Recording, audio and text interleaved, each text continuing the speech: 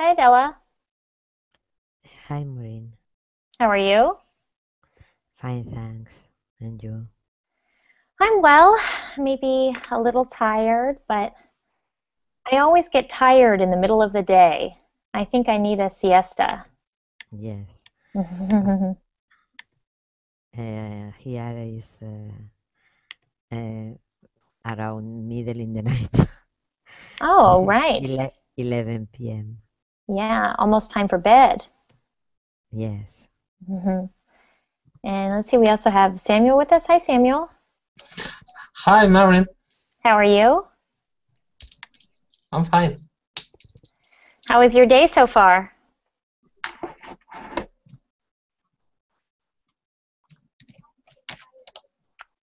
Did you go to work today?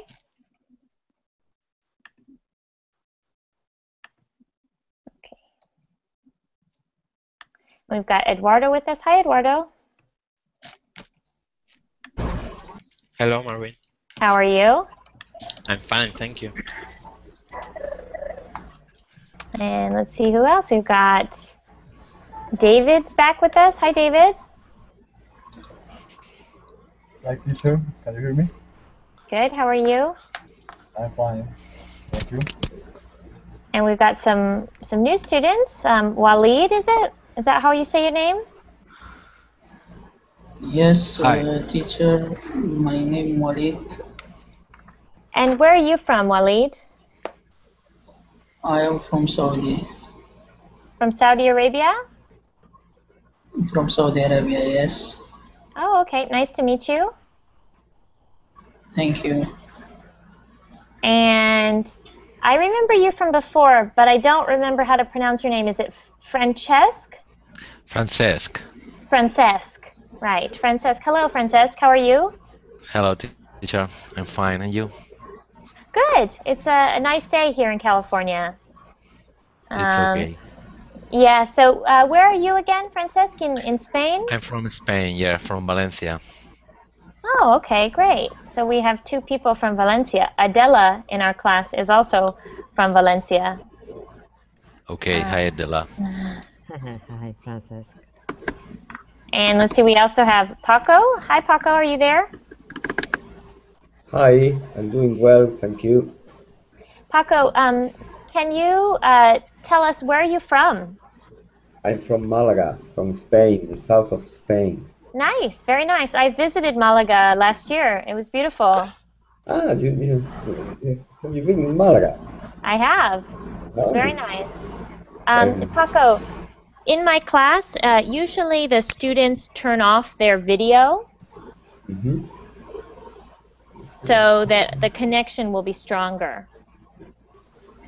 That's better. Okay. Thank you. Anyway, I have optical fiber. Sorry? Okay. It's, Okay. All right. So I think everyone is here. So we're going to get started. Today we're talking about grammar mistakes. This is an intermediate class, but you will be learning things that even native speakers make this mistake.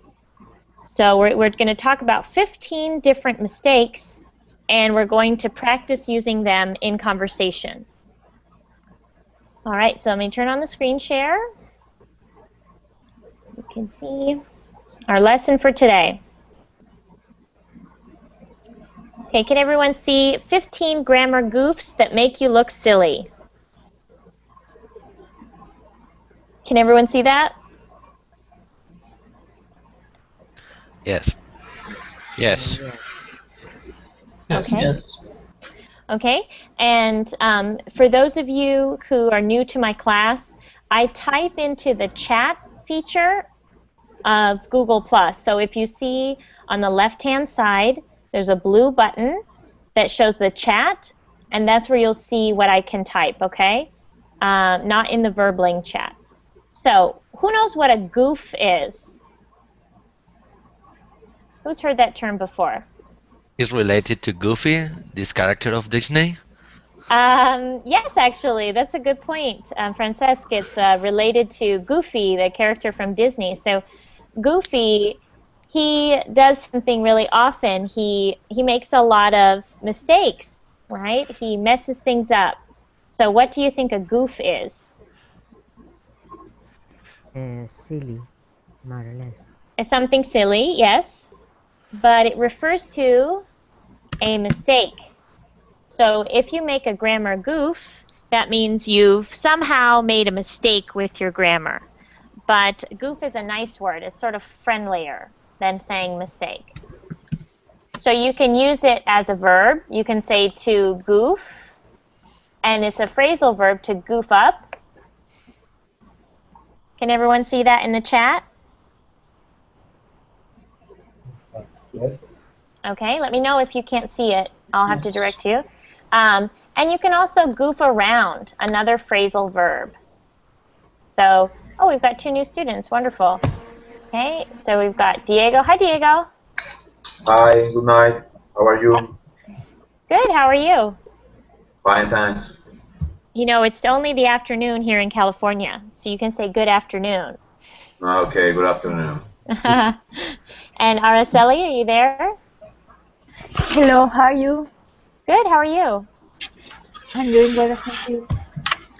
So Diego and Araceli, we were talking about grammar goofs, and I was explaining that a goof as a noun is a mistake. But it's sort of a friendly way of making mistake. You can say, I goofed up, and it's sort of nicer. And then the next line says that make you look silly. Now, who knows what the word silly means? Who wants to explain the word silly? Me? Go ahead. Silly. A person with this confusion. Okay, so it can be confusion. Silly is actually more like stupid or dumb. So it has, sorry, Araceli, it looks like I called you stupid, but I swear that's not what it looks like.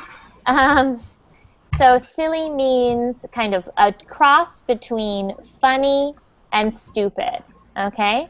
My best example is SpongeBob SquarePants. The character from the cartoon, he's very silly. Okay, so moving on. It says here, engaged online writing is informal, conversational, and fun. But certain goofy mistakes will make you look silly, will just make you look silly, and not in a good way. So this is more to do with writing, but also in conversation. Some of these ones are going to come up in conversation, but they have more to do with writing, okay? So number 1 is the difference between your and your. They sound the same, but they mean different things. So who can read the first one? Let's see. Eduardo, can you read the first definition of your? Yes. Your is a possessive pronoun and as in your car or your clock. Okay, and Walid, can you read the second one? Yes, your is a contraction of you are, as in you're screwing up your writing by using your when you mean you are. Good. Okay, so here's the common mistake that people make. They say your, Y-O-U-R, when they mean you are. So the word contraction means you've taken one word and you've taken 2 words, and with an apostrophe, you've made one word, such as your. Okay, so if I said, you're the best, which your am I using? Second one. The second one, that's correct. Because it's short for you are. And how about if I said, talk to your mother? Possessive. That's possessive, so it's the first one. Okay? So let's get some practice in. Can I hear from Samuel? Can you use the first definition of your in a sentence? Your house is a is a longer for a walk. This is my house. Or no? Can you repeat that, please? Oh, sorry. Your house is a biggest. No? Okay, your house is the biggest. Good. And how about that second definition of your? Your is, sorry.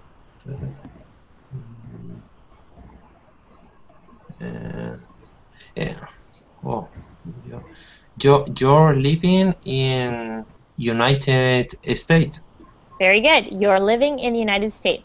And the trick is to remember, are you trying to say you are?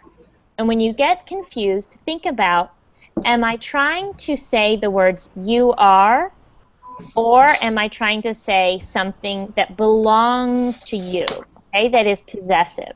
All right, let's hear from Adela. Adela, please use the second definition of your in a sentence.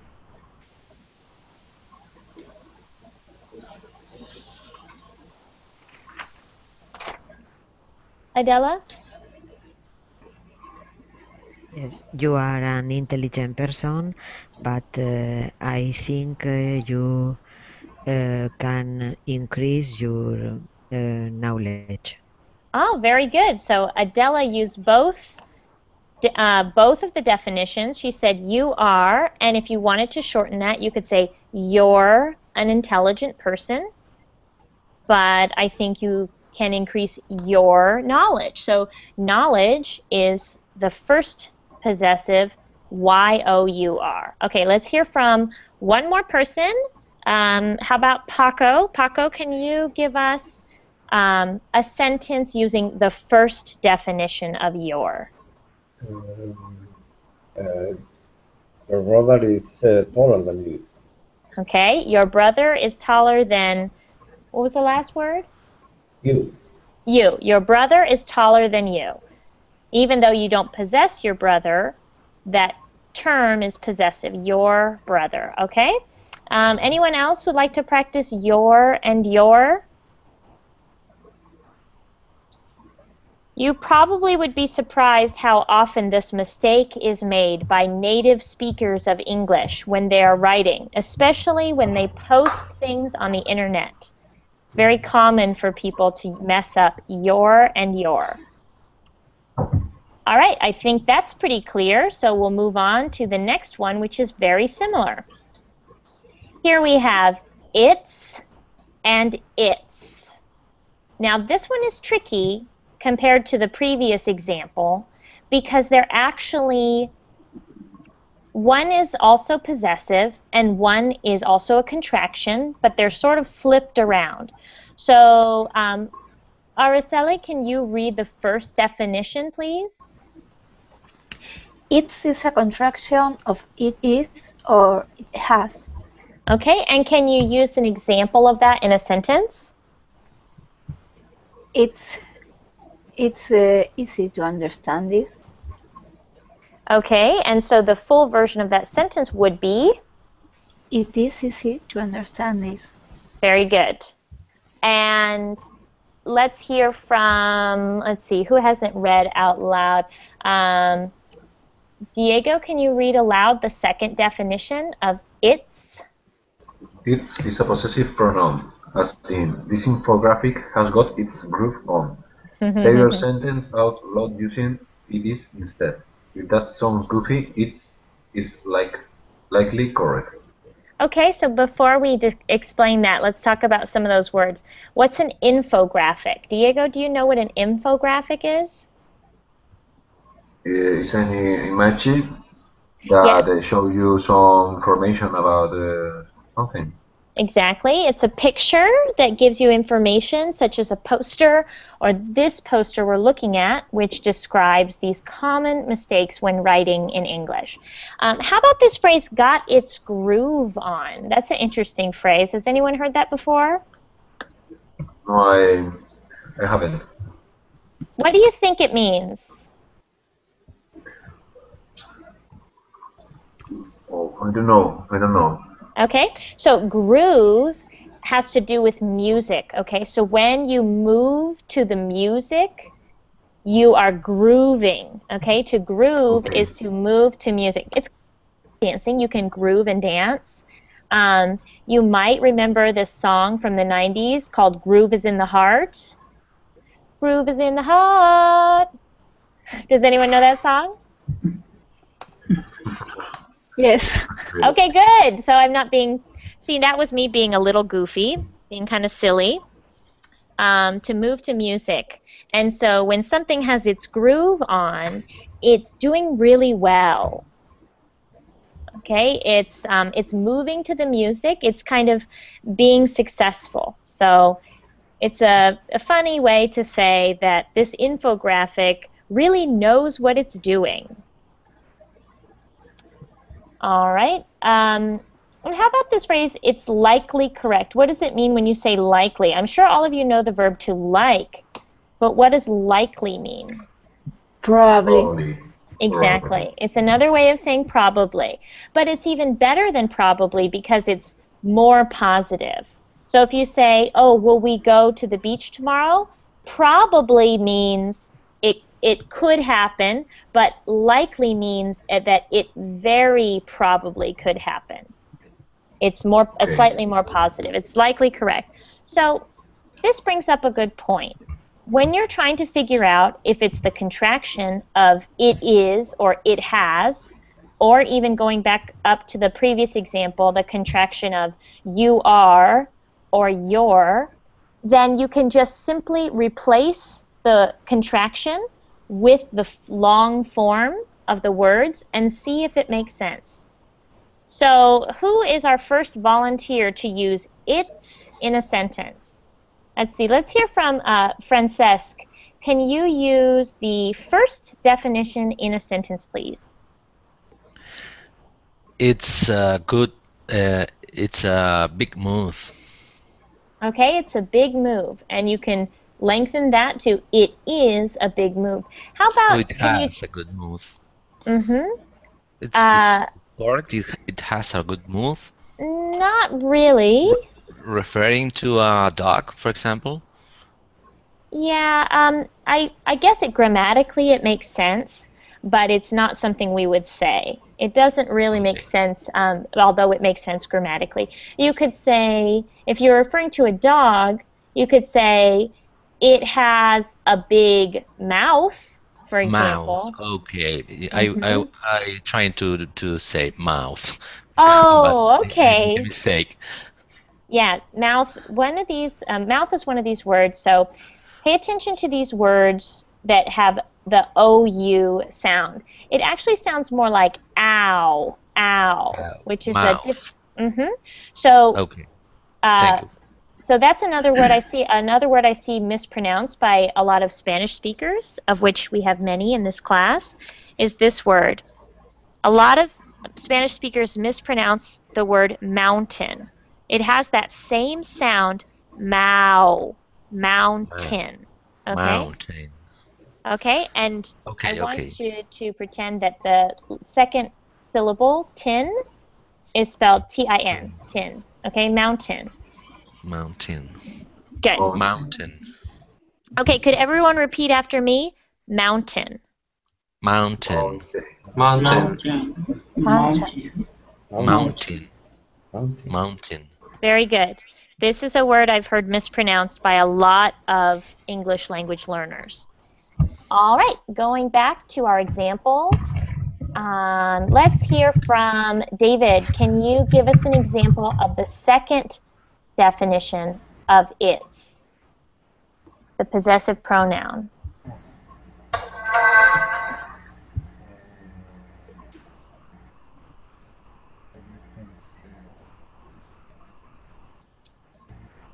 Can you speak a little louder, please?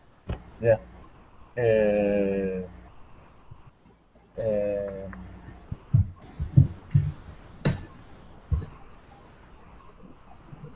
Maybe the bicycle it's property of my sister. Okay, in that case, that would be the contraction. The bicycle, it is the property of my sister, or it's the property of my sister. But let's see. Maybe we could hear from someone else. Let's see who wants to give it a shot. Maybe Adela, could you try to use it's, the possessive form, in a sentence? Yes. The cat had a lot of babies, so I don't know. But it doesn't find its. It doesn't find its. No. You're doing great. Keep it up. But it's no. I don't know. This picture have is very wonderful. Its colors are very spectacular. Very good. Okay, this picture is wonderful. Its colors, the colors of the picture, so possessive, are very wonderful. Good example. I was thinking of Francesca's example. The dog has a bone in its mouth. Okay, moving on to our next grammar goof. Does everyone understand it and its? That one should be pretty clear. Yes. All right, Yes. now here's a really tricky one that's even difficult for my students at the college where I teach. There, and there. They all sound exactly the same, but they mean many different things. Okay, so the first definition of there is a location based, okay? For example, where, there. So who can read the first definition for us? Let's hear from who hasn't read one. Maybe Araceli, can you read the definition of the first two, there and there? There and there. Always do the that sour test. Are you talking about more than one person and something they possess? If so, there will get you there. Okay, so what does that mean? There is a possessive and there is for a demonstrative for a place. So if you are talking about something about possession, you have to use there. Yes, if you're talking about something with possession, something that belongs to another person, or in this case, a group of people, you have to say their, T-H-E-I-R. But if you're talking about a location, a demonstrative to show location, for example, where is the store? It's over there. Then you use T-H-E-R-E. And a way that I like to help my students remember the difference and which one refers to location is think of this very common word in English, where, okay? W-H-E-R-E. And the answer is there, T-H-E-R-E. And that's how you know. If it's a question of where, it's that. If it's possessive, it's T-H-E-I-R. And then we have the second definition. Let's hear from Paco again. Could you read the second definition, please? Yes, sure. There is a contraction of they are, so talk it out to be sure. Again, the same thing. If you are wondering, is it they are, then just replace the contraction with those words and you'll be able to tell. Okay? Everyone, when you're not speaking, can you please turn off your microphones? That way we won't hear an echo. And then when you speak, you can turn on your microphone. Thank you. Okay?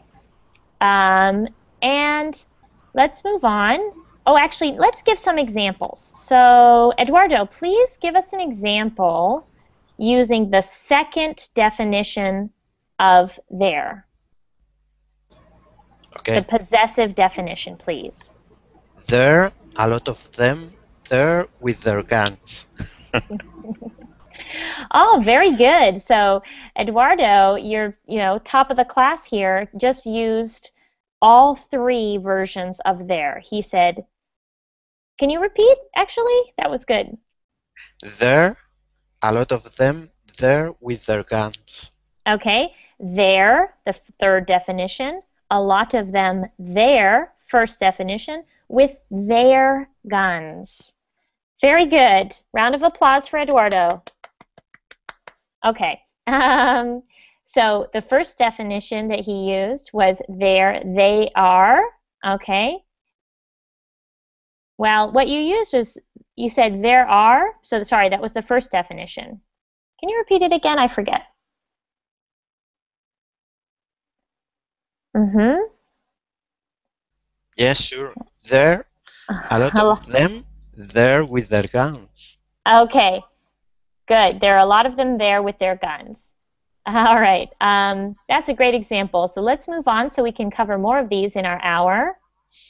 Yeah, Araceli says there are. So you have to say there are when you say the first there. But that was still a good example. I like how creative it was. All right. But but Eduardo, what did you mean? There are a lot of them, or they are a lot of them? Yeah, you are right. It's better your way. Start it not with they are. Yeah. There. Mm-hmm. I mean there, like you put. Yeah. Yeah, so it should be there are a lot of them there with their guns. But it was still a great use of the other ones. Maybe we can come up with something at the end. But I want to try and cover all 15 in our time, and we only have a half an hour. So let's hear from David. Can you read the first definition of the word affect? Sure, affect. Affect is aware as in your ability to communicate freely will affect your income. All right. And then Waleed, can you read the second definition?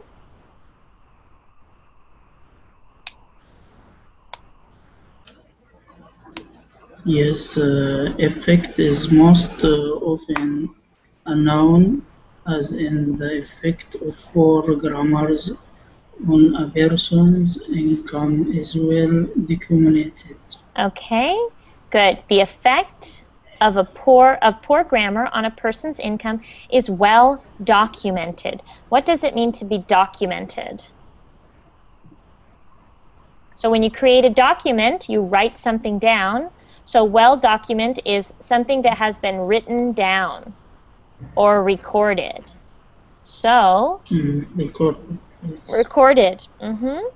So they have been, perhaps they've done studies or they've figured out that if you have poor grammar, then you might not earn as much money. And that is the effect of having poor grammar. So, Waleed, why don't you go ahead and try to use the second definition in a sentence, please? Then and then? No, effect. The second definition of the word effect.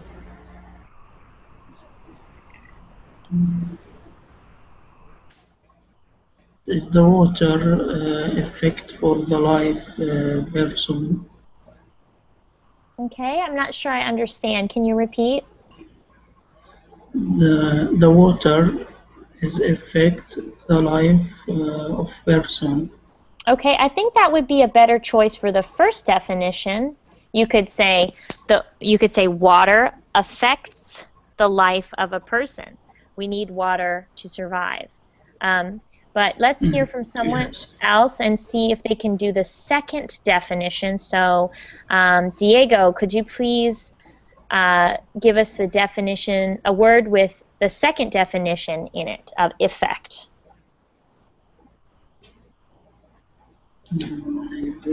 No, I don't have any sentence about that. Okay, Waleed, we'll give Diego a chance. I have mute. The effect of the rain could break the roof of the church. Okay, can you say that again, please? The effect of the rain could break the roof of the church. Okay, good. The effect of the rain could break the roof of the church. Very good. You can say, for example, I only eat healthy food, and the effect is I'm very skinny. Okay. Adela writes, the effects of the economical crisis affect every European country. That's true. A great example of using both of the definitions in a sentence. The tricky thing about affect and effect is that they are often used together. Someone will talk about how the effect affects. And even though they sound the same, sometimes people will emphasize by saying effect and affect. But when in everyday speech, it sounds much more like affect and effect. Okay, and Araceli mentions the butterfly effect, which is a famous philosophical idea that changing one thing, such as killing one butterfly, if you go back in time, can change the outcome of the entire history. And Eduardo mentions the ripple effect, okay? There's lots of key terms using this word effect. So basically, the thing to remember is, are you using the word as a noun or are you using it as a verb? It's really useful to know the differences of parts of speech. Okay, moving on, we have then and then. Another really tricky one. So let's hear from Adela. Can you read the first definition, please? The word then can have a variety of meanings, including at that point in time or in addition to. As a rule, use the word than when comparing and then in all other instances. All other instances. Instances. Good. Okay, so a couple of words were tricky there. We've got the word variety. Who knows what a variety is?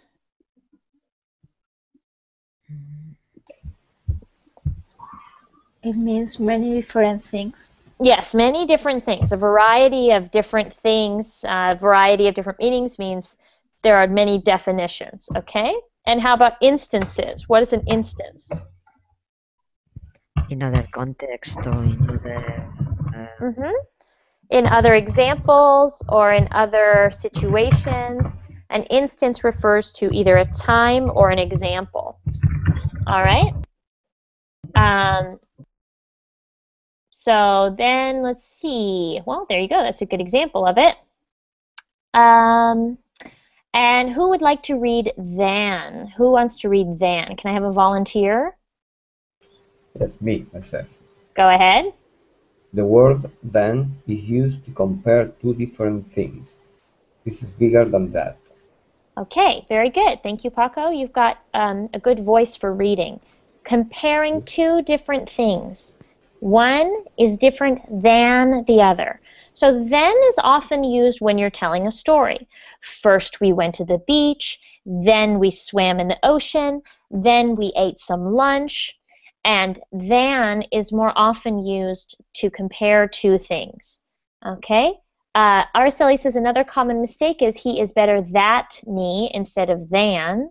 So than is your word for comparison, okay? One, you can also say as, or there's a lot of ways to do comparison, but than is a great word to know if you're comparing two things. So let's hear from David. Please give us an example of the second definition of than. Than, okay. I am taller than my father. Perfect. And Samuel, can you give us a definition of then? The boy is fat than his friend. Okay, remember when you're doing comparison, you have to add ER. So, for example, the boy is fatter than his friends. You want to try that again? The boy is fatter than the friend. Very good. Okay. Thanks.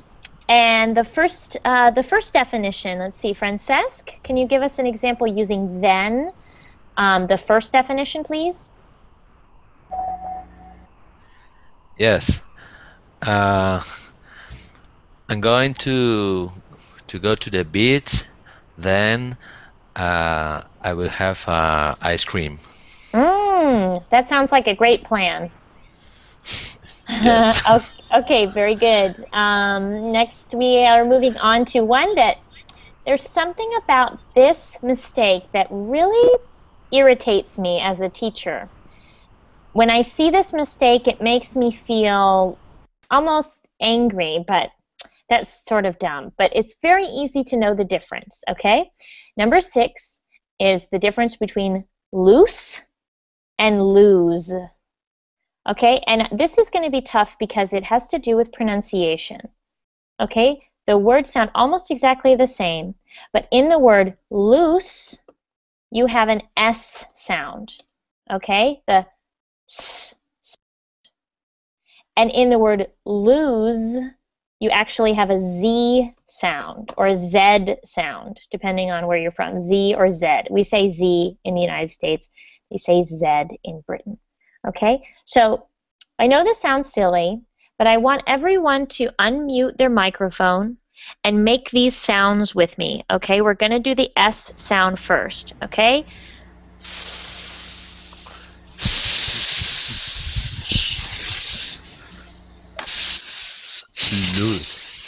Loose.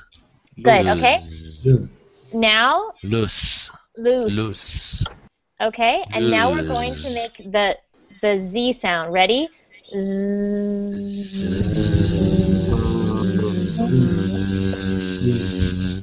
Okay, now we're going to do an experiment. Now we're going to do an experiment. Please put your hand on your throat. Okay, I'm going to show you. I'm going to turn off the screen share.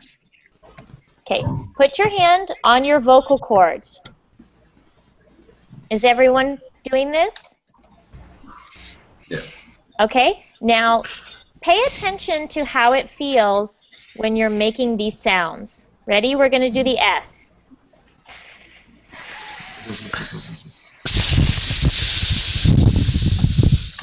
Can you feel anything in your throat?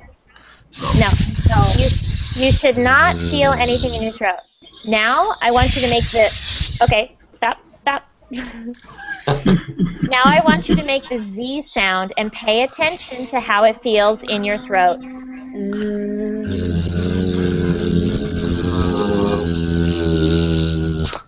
Okay? So now you know the difference. The S sound is not in your throat. That's something that's called a voiced and unvoiced sound.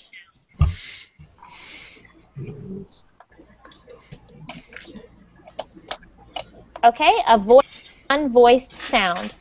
When you say the Z sound, the Z, that's when you can feel it in your vocal cords. That's right. You feel it in your vocal cords, and your vocal cords are vibrating. So you can pay attention to when your vocal cords are vibrating. And that's how you know the difference between lose and loose. You can feel it in your throat. Okay? Lose and loose. All right, so let's get on to the definition. If your pants are too loose, it means they are too baggy. They do not fit you. Okay? The opposite of loose is tight. And everybody probably knows what it's like to have your clothes feel tight or your clothes feel loose with that S sound. Lose is to misplace or forget something, and you can also obviously lose a game. So I would like to hear someone use the first definition of the word loose. Okay, loose with the s sound, and make that very clear in your example. So, Araceli, can you give us a good example of the word loose? My son likes to wear his clothes very loose. Good. My son likes to wear his clothes very loose. And next we'll have someone do an example of lose with that z sound. How about, who have we not heard from for a while? Eduardo? Okay. You'd better lose that mood. Lose that what? Attitude, that mood. Yes, that mood. You better lose that attitude. That's a very common phrase in English. Lose the attitude. It means you need to be a little bit nicer. And so if you're a parent, you're probably used to telling your child, lose the attitude. Be nicer. Very good. Okay, so that was a fun experiment in phonics. I hope you guys enjoyed that. Next, we're moving on to me, myself, and I. This is a really tricky one, especially the me and I. So who would like to read the first one? Paco, would you like to read again, the me and I one? Yes. Go ahead. Choose between me and I by removing the other person from the sentence and using what doesn't sound silly. Okay, so it's a little bit easier for native speakers to do this because they know when something sounds silly. They know when something doesn't sound right to their ears. But a really good example is when you're saying something that you and someone else are doing. For example, my friend and, so is it me or I? My friend and? Me. Me. My friend and me. Okay. What if I said my friend and are going to the movies? Yeah, it's I. Who thinks it's me and who thinks it's I? Type in the chat if you think it's me or I. My friend and are going to the movies.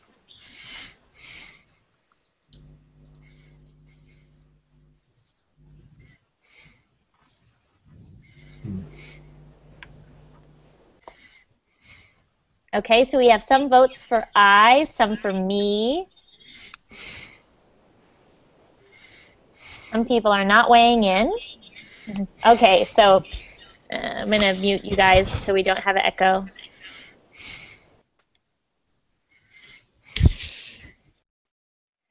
All right, so the answer is I. My friend and I are going to the movies. And how you can check this is by seeing, does it make sense when you take away my friend and?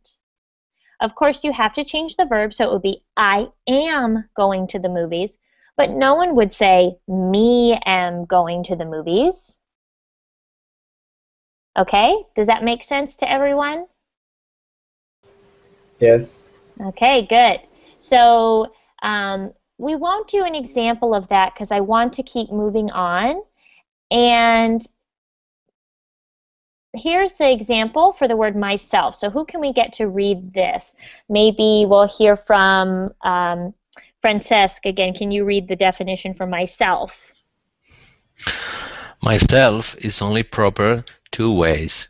Both are both used here. Many despise asparagus, but I myself tolerate it. I thought to myself, why? Mm-hmm.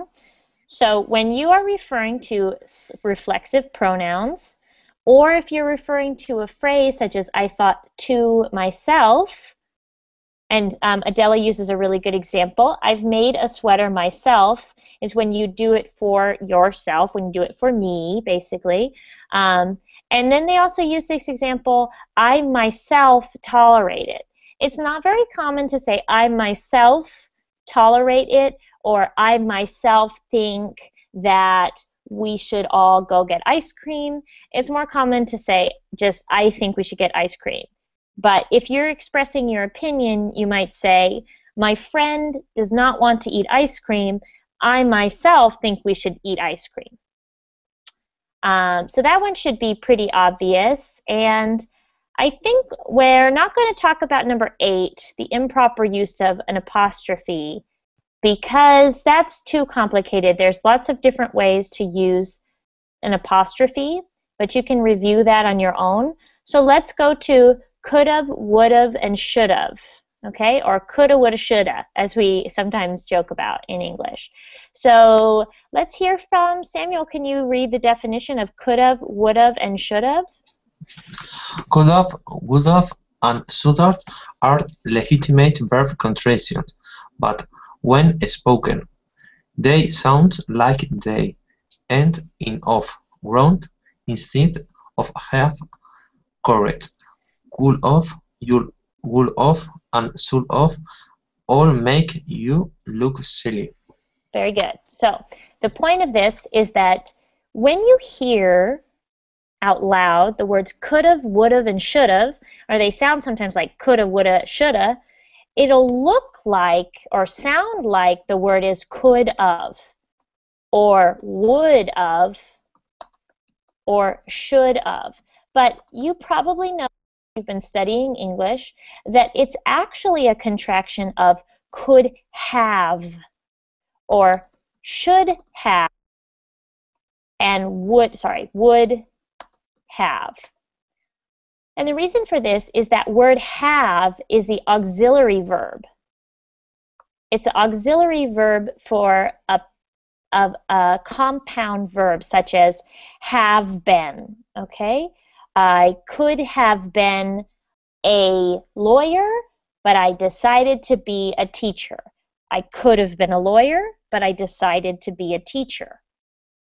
So this one is more for when you are writing. They're saying don't write could have, would have, or should have, but rather write could have, should have, and would have. Okay, so let's have someone use that in a sentence. Let's see. Araceli, could you use one of those words in a sentence? You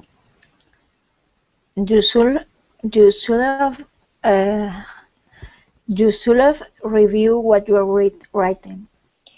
Okay, you should have, and remember No. that this is a compound verb tense. You want to say it again? Yes, sorry. You should have reviewed what you have written. Very good. You should have reviewed what you have written, okay?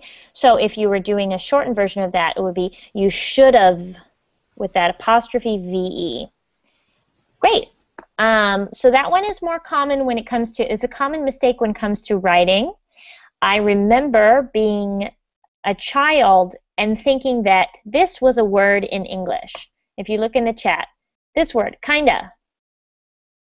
I thought that was a word in English because I always said, well, I kind of want to go to the pool, but I kind of have to do my homework. Well, it actually is kind of. So there's another example of something that is confusing. I think I'll skip compliment and compliment, and you can review that on your own if you want. I can send you the picture of this infographic. Just send me an email or a message, please, on Verbling, and I'll send it to you. And I think I attached it to the class information, so you should be able to download it from Verbling. But this is another common mistake, and we have fewer and less. So let's hear from David. Can you read the first definition of the word fewer?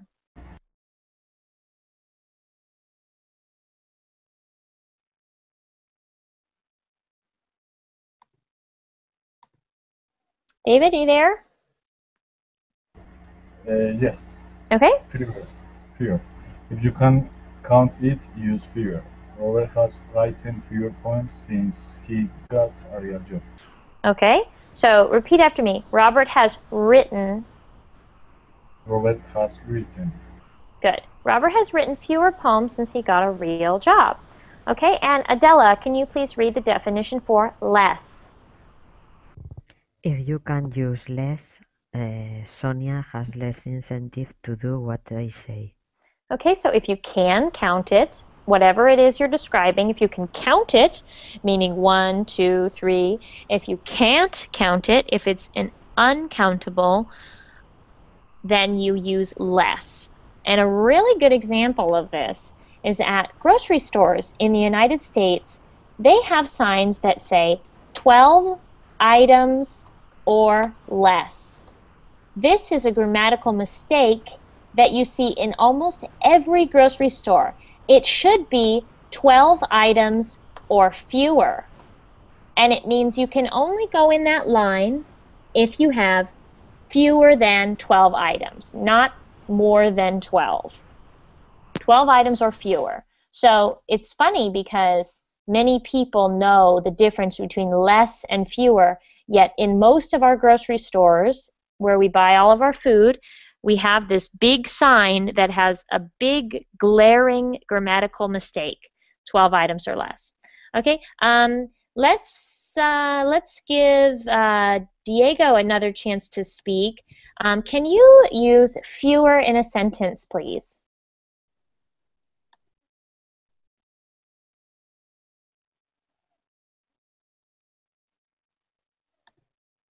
Diego?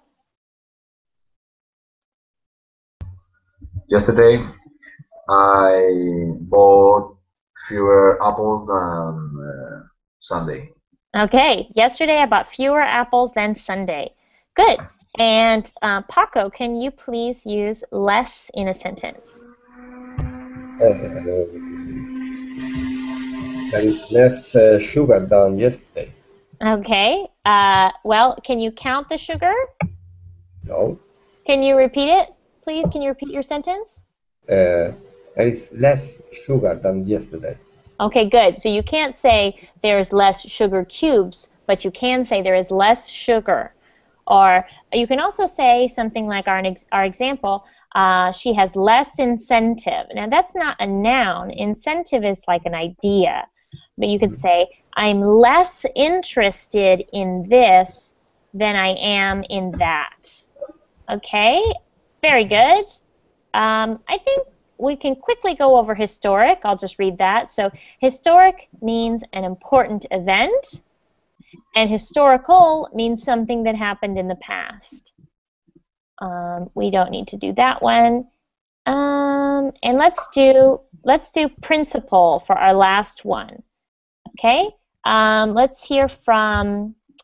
Let's see. Araceli, can you please read the first definition of principle? Principal. As a noun, principal means the highest in rank or the main participant. As an adjective, it means the most important of a set. Okay, it has to do with being the best. You're either the top person, such as the principal of a school, or the highest rank. And if it's used as an adjective, it means the most important thing in a set. So the principal idea of today's lecture is to be careful when writing in English. Be careful of these mistakes. That's the most important part of this lecture. Get a lot of background noise, so I had to mute you. Okay, and how about, let's hear from Samuel. Can you read the second definition of principle? Principle is a noun meaning a fundamental truth, law, or standard. A fundamental truth, law, or standard. Very good. Okay. And so a principle is almost like the idea of something that you believe in. It's the truth, or it's the law, or it's the standard you hold yourself to. So that's more of a noun, meaning you might have a set of principles that you believe in, or a religion can have a set of principles in the religion. Very good. Now, let's hear from Adela. Can you use the first definition of principle in a sentence, please? I write, sorry. The principal has a principle to manage the school quality.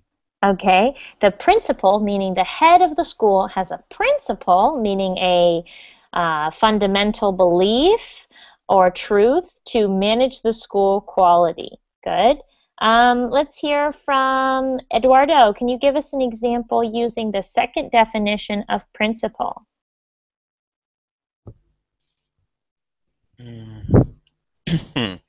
People don't like to receive orders as a matter of principle. As a matter of principle is another good phrase. Or you can also use the phrase, it goes against my principles. It agree to it. You don't believe that it's the right thing to do.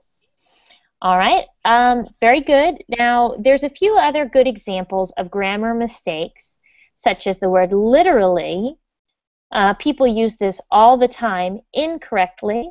And then they give an example of a tricky English concept called the dangling participle. The dangling participle occurs when you order a sentence in a confusing way. So I highly recommend that you take a look at this JPEG, this infographic, and keep these items in mind as you're writing in English, and you'll always know the difference between there, and there.